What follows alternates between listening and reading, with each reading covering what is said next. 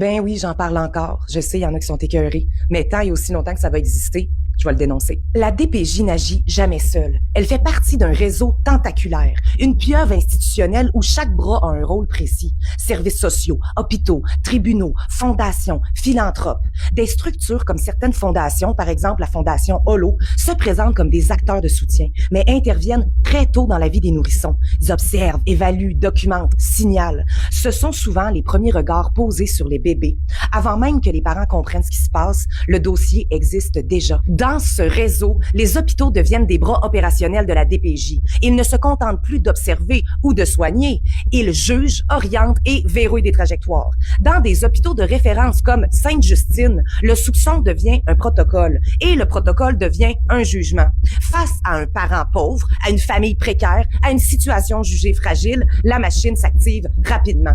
Il faut fonder une théorie, la théorie de la maltraitance. C'est à ce moment qu'apparaît la mention PEM, possibilité d'enfants maltraités. Une fois inscrite au dossier médical, cette mention ne sera jamais retirée, même lorsque les faits sont jugés non fondés, même lorsque les examens ne montrent aucune maltraitance. À partir de là, tout est contaminé. L'acharnement commence. Multiplication d'expertises, surenchère diagnostique, accumulation d'examens lourds, plus de 20 radiographies, une échographie abdominale, un scan cérébral, des examens urinaires et sanguins, des expertises spécialisées, tout ça sur un seul bébé, jusqu'à ce que le dossier corresponde à la conclusion déjà choisie. Le système ne cherche plus à vérifier un danger, il construit une culpabilité durable. À cette mécanique s'ajoute un levier financier documenté. Avant même le signalement, des actes médicaux et psychiatriques peuvent déjà être posés et rémunérés. Une évaluation médicale liée à une mesure de protection est facturée 633 $.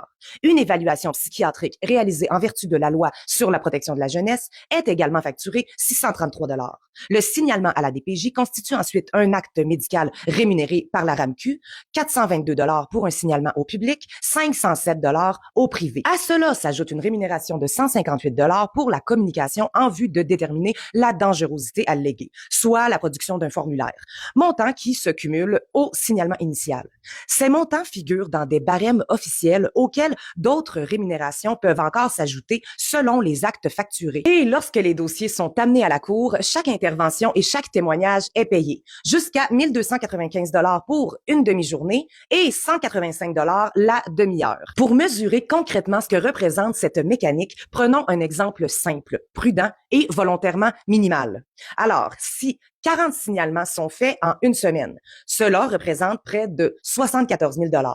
Sur une année, on parle d'environ 3,8 millions de dollars pour un seul département en se basant uniquement sur 40 signalements par semaine.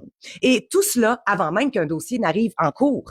Ces montants concernent exclusivement les signalements et les évaluations préalables. Les audiences et les témoignages viennent ensuite et font exploser la facture. Et là, j'en vois venir. Je ne conteste pas la rémunération d'un médecin pour soigner. Ce qui est en cause ici, c'est la rémunération d'un acte de pouvoir distinct du soin. Le signalement à la DPJ n'est pas un traitement médical, c'est une décision aux conséquences irréversibles sur la vie d'un enfant et d'une famille. Lorsqu'il est payé, en plus des fonctions cliniques, il devient une prime, un incitatif. Or, le serment d'Hippocrate engage à aider et protéger, pas à monétiser le soupçon.